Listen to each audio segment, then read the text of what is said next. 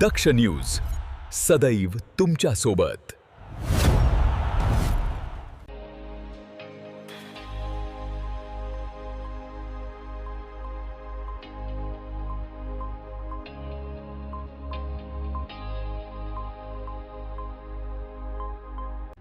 इगतपुरी तालुक्यात अवैध दारू निर्मिती आणि विक्री विरोधात गोटी पोलीस स्टेशनने आक्रमक भूमिका घेत मोठी कारवाई केली आहे। पोलीस निरीक्षक शिंदे यांच्या मार्गदर्शनाखाली विशेष पथकाने विविध ठिकाणी छापे टाकून गावठी दारूचे अड्डे उद्ध्वस्त केलेत।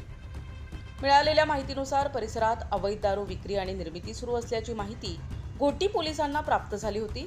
त्यानुसार पोलीस उपनिरीक्षक उदे, पोलीस शिपाई केंदे, पोलीस शिपाई वाघ तसेच इतर कर्मचाऱ्यांच्या पथकाने देवगाव परिसरातील डहाळेवाडी, धाडोशी आणि वैतरणा परिसरात अचानक धाड सत्र राबविले। या कारवाई दरम्यान अनेक ठिकाणी सुरू असलेले गावठी दारू निर्मितीचे अड्डे उद्ध्वस्त करण्यात आले।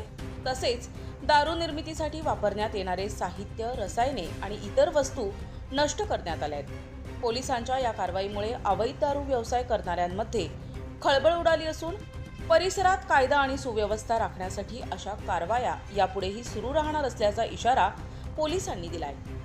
घोटी पोलिसांच्या या धडक मोहिमेचे स्थानिक नागरिकांकडून स्वागत करण्यात येत असून अवैध दारूच्या विळख्यातून गावांना मुक्त करण्यासाठी पोलिसांनी घेतलेल्या पुढाकाराचे कौतुक होत आहे।